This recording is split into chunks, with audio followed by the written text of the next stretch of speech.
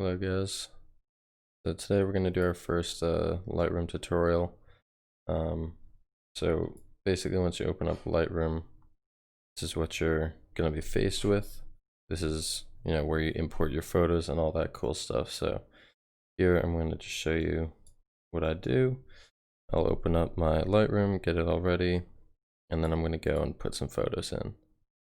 So here we're going to go and I'm going to pull up some photos from, oops. There we go. I'm going to pull up some photos from work I've done. Let's see here.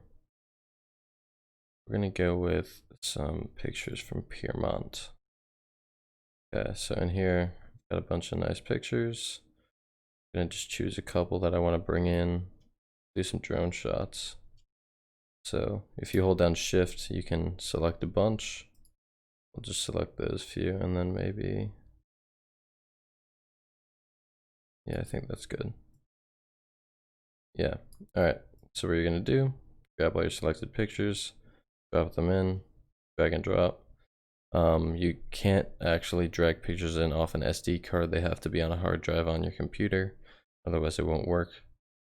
But basically you just import those, just import, gonna import them, and it's gonna take a second, but then it's usually done. You can also do this using the import button. You press that, you can go and select your files from there, but I find it's much easier to just open up the file explorer and then do it that way. So once these pictures are all in, you're gonna slide over to the develop tab, and here you can see, you've got all your pictures. You can choose, whatever, just slide around. You can also use the arrow keys on your keyboard to choose the pictures you want to select. I find that's the best way to do it. So just, get used to navigating with your arrow keys. It'll help you a lot in the future. So this is where you do all the editing for your pictures. On the left, you're gonna have presets. As you can see, I've already got some ones done. Obviously they are for specific types of photos. You can make presets later, and I'll go through how to do that in another tutorial. But to start, we're just gonna go along, choose the first picture we want to edit. Let's go with, oh, it's pretty nice already. Thinking we're gonna go with that one. That's a nice picture to edit. All right, so when you're editing your pictures, oh, it's already got edits on it, that's why. So I mean, I've already edited some of these and it imported the edits, but you can just press the reset button to reset. If you've ever done some edits and you don't like it and you want to go back to the original photo, you just press reset and it resets the picture. So now that we're here, I'll explain and kind of go through what all these sliders are. I'll just edit this picture for this tutorial, and just as kind of an explanation as to what all these sliders are and what they do and how they work and etc. So to start up here, you've got temperature. That's kind of the warmth or coldness of the photo. It adds a little bit of like as you can see, the colder you get versus the warmer you get, it makes it warmer and colder. But we're not really going to mess with that for now. Usually it kind of picks a nice medium for you. So unless you want to change up the look of the photo a lot, you don't really want to do anything to that. But then again, it's all preference. And then there's tint. So if you have a nice and warm picture and you want to bring out a lot of the reds and warmer colors, you'll kind of give it a nice purple tint, slide it over. For example, if I was making the picture nice and warm like this, I'd maybe add a little bit more red, kind of give it a nice sunset look. But I'm going to try and keep this one somewhat realistic and natural looking. So that's those two.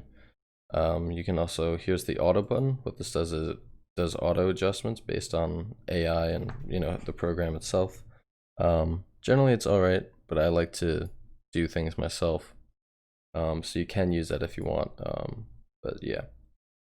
So we're going to start with exposure. Exposure is going to change how much light is let into The lens, this is something that you generally will be doing on camera, but you can also mess around with it in post. Doing that however you want. I'm kind of gonna, maybe I'll put that up to like 0.1, maybe even 0.2. Make it a little bit brighter. Next thing is contrast. So as you can see, this is kind of how that works. You can see here in the histogram, all these different areas of the photo. When you increase the contrast, it's spread apart. When you decrease it, the colors come closer together. And that works by just shifting the high and low tones of each picture. So generally I like to go around 60 contrast. Obviously you can do whatever you like, but this is how I like to do my photos. So next we have the highlights. It's the lighter parts of the photo, so like up here, maybe little bits of the water, these white houses here, the lighter colors are all the highlights. As you can see, when you're adjusting that, the lighter colors are kind of gonna go up and down. And again, you can keep an eye on the histogram and you can see what colors are moving where. Kind of. So for this, I'm thinking I'm gonna bring these down and really pull out the sunset. So we're gonna leave this probably around the -50s. Nice. Because you don't want to do too much since we're trying to keep it pretty realistic looking. Shadows, pretty self-explanatory, the lightness or darkness of the shadows. As you can see here, when you bring up the shadows though, if you want to zoom in, you can just click on the picture and it'll zoom in, and you can drag around with your mouse. So when you are adjusting shadows, you can see here, you can't really see too much, and you can bring this up and you get all this, but you can see it's very like pixelated and noisy. That's something that happens a lot with digital image processing. When you adjust shadows and pull it out, it kind of is like, basically the processor tries to adjust for what you can't really see in camera and tries to just make it brighter, so you do get a little bit of digital pixelization. So you don't want to do too much of that usually, unless you really have to. Generally you want to make sure your shadow, if you want something in the shadows visible, you want to make sure you adjust that in camera, because you can't really do too much in post. Then again, if you get a huge picture like this, you know, it's not really going to be too visible unless you're doing a huge print or something like that and someone's going to be looking at the details. So for this, we're probably going to leave it at, I think we're going to leave it at 0. I think it looks pretty good there because we want the focus to be more out here anyways. And then whites is going to bring up the whites of the image, make them very bright, and then you can also lower them. We're going to leave that at like a, I think we're going to go for 25 on this. And then here we've got the blacks, pretty much same thing, but with just blacks. A nice -15 is kind of good. So that's that section. Something you can do as well is if you hold the, or if you press above the enter key, the / button, you can see the original, and then when you let go, you see your edits, so you can kind of compare how it looks. So we still want to bring this stuff out, so we're gonna kind of get to that in a bit. I'm just focusing more on the foreground at the moment. And then again, you know, once you're done, you can always go back and adjust things. So texture, we don't really want to do that too much, as you know, it's there if you need it, but it kind of just, well, I don't really know how to describe it other than it, I guess, adds a lot of texture to your image. So we're just gonna reset that. Clarity is very useful. It's kind of similar to texture in the way it works, but it increases the sharpness, detail in pictures a little bit, just by doing kind of contrast, image contrasting, and color processing. So generally you don't want to add too much, because like texture, when you add too much, it's very noticeable. But I like to usually add maybe 20, or yeah, 20 is fine, I think. Yeah, so already you can see the image looks much sharper and much richer than before. It looks a little bit flat than before, and now we have a little bit more depth to it. So the next thing is going to be dehaze. What that does is that, if you have a lot of haze or something in your image, you can either add or you can take it away. That actually looks really cool, so I'm probably going to leave that. I'm going to reset it first, but we're definitely going to be increasing this a little bit to kind of bring out that background. It's very useful for pulling out background details and things like that. So we're gonna leave that nice 30. Your saturation, most of you know what saturation is. It kind of increases, or you can make your picture black and white, or you can increase and ramp the colors up a lot. For this, we're gonna go maybe with just +10, and vibrance is just how vibrant the colors are in an image. So if you pull this out, you can see it's not completely black and white. We've got a lot of colors in the back there and stuff, but it definitely takes a lot of the warmth out of the image. So now I think we're gonna leave that. Generally, you don't want to add too much of either of these, because then your image starts to look very unrealistic, especially if you're adding in both. I usually like to do one or the other. For this, we're just gonna leave saturation up. So next thing you've got is your tone curve. This is kind of, this is a little bit more complicated to learn to use, but you can see here how this works. You just click and drag, and it kind of increases different parts of the image. Based on where you're on the curve, you grab it. I'm gonna reset this though, and you're gonna, oops.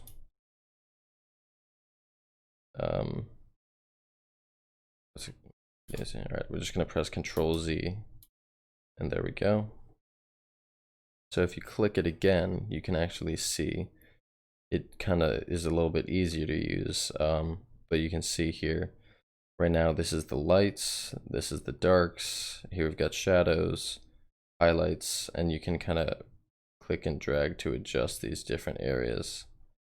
So I want to keep the highlights up a little bit. Here we've got lights, you can kind of adjust that how you want. We're gonna pull the focus to the background there, bring the lights down. Like this, we're kind of gonna leave that as is. Shadows, maybe a little bit less. And if you've ever seen, like Travis Scott or any of those, a lot of photographers like to do an effect called fade.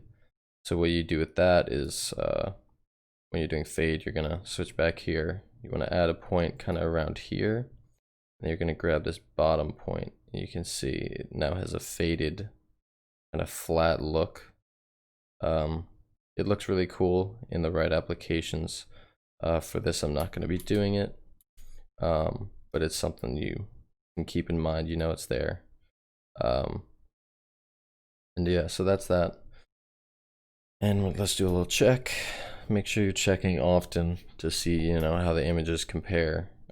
You want to see that, obviously when you have an image like this, you want to have what you want the final image to look like, and you want to just check back and make sure that it's going the right way. So here we have HSL and color. HSL stands for hue, saturation, luminance. As you can see, you've got hue, saturation, luminance, and then you can also do all, and that just kind of brings them all out for you. But I'll just start by explaining what hue does. So when you have, for example, red, right now it's at 0, they're all at 0. But what this does is when you take the hue of red, it's going to make the hue of red either more pink or more orange. So you can use this to kind of change how colors look in a photo. So same thing for orange. You can either go to more red, or you could go to more green. I'm just going to reset that.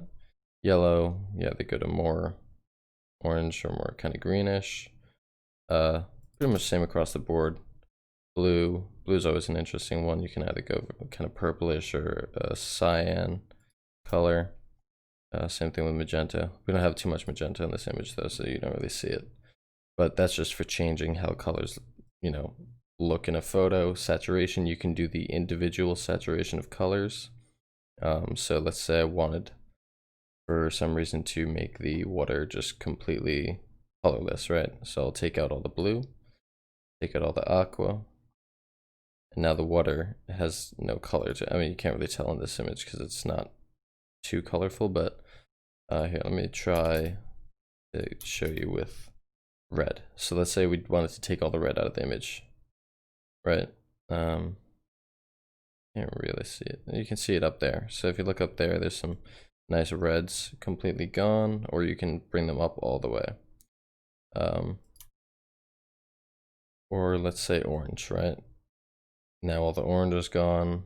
Now the orange is all the way up and super bright. So this, we're gonna actually adjust this one a little bit. I want to bring the orange up to maybe like a nice 20. Just bring out that sunset. Let's see if there's any purples. Not really. The purples are kind of up in the clouds, so I'm just gonna leave that for now. And then luminance is kind of the brightness of each color. As you can see here on these sliders, you know, it brings it up to a more white. But yeah, that's that. You won't be using luminance too much, but it's there if you need it, you know. So here we've got split toning. Split toning is a little bit more complicated. It's kind of like, I guess, the hue in a way. When you're doing split toning, if you look here, you have your hue. So you can't see anything now because the saturation is 0, but you have it for hue, or sorry, highlights and shadows. So let's say we turn this up to 15, right? Or 17, just so you can see it. It actually looks pretty nice, but a little bit too much.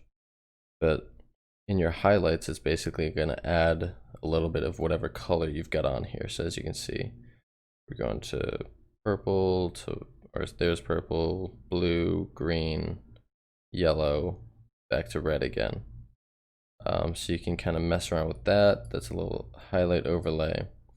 And then same thing for the shadows. Let's see, put this up to 30 so you can see, and then it's kind of, you get to mess around with the colors. Something cool. Usually if you want to do something with this, you're kind of keeping it subtle, maybe like 5 or at the max 10 saturation for either of these. You know, let's say we're doing this and whatever, right? Or I'll turn it up a little more for comparison's sake. So then you have balance, which is just the balance between the two, between the highlights and the shadows. So that's kind of cool to mess around with. Usually you just keep that very subtle though. I think I'm gonna reset this first. I'm gonna add a little bit of red up in the highlights, make it look really nice. And yeah, that's that. So next we've got detail. As you can see here, that's going to be similar to what we were looking at before when we zoomed in. So as you can see, there's a little bit of noise there from probably our increasing clarity. Let's see if I just go to 0. Yeah, the clarity adds a little bit of increased noise there. We're going to go down here, go to, the first thing is sharpening. Sharpening, you know, obviously makes your image look sharper. I'll show you here. As you can see, when you it, you know, it looks sharper, doesn't look sharper. It's pretty self-explanatory as is. Sorry about that, but then you've got, you know, the radius is just how wide, I guess, the digital sharpening is. Generally, you don't want to do too much with sharpening, especially if you're already using clarity. It won't make that much of a difference. But here we've got, the next thing is noise reduction. So if you've got a lot of noise in an image, like before, let's say I pumped up the shadows all the way, you can bring up a little bit there. I don't know if you can really see it there, but here's probably a better example. So you see there how the noise is kind of changing. It's really good for images that are shot at night or in the dark or something where you've a lot of kind of noise coming in, but as you can see, it also does affect like the other areas of the image, like over here. So again, you want to keep that kind of subtle if you want to retain a lot of quality. So we're going to go, we'll leave that there, and and I think that's pretty good. You can also mess around with these, see how they make your image look. But let's just take a second here, look at our original, and look at that. It already looks so much better. So next we're going to go through, well, there's lens corrections. This is kind of a more complex thing. You'll learn it as you progress, but I don't really need to do any explaining there. And then here we've got transform. So this is very useful for shots with handheld cameras and things like that, DSLRs. And the way this works is you can kind of just, it has an automatic thing where you can level your pictures if you shot it standing, holding the camera and it's not leveled, you want it to be flat. You can do that. I'm kind of just going to leave it for now because I shot this on a drone, so it's already pretty much flat. I really like how it looks. It does distort it a little bit, but you can, it has an auto. You can mess around with these, see how you want your photo to look. There's different transformations you can do image, and yeah, but that's pretty much that. So this is the first Lightroom tutorial I'm doing in this, I guess, mini series. So, I'll see you on the next one.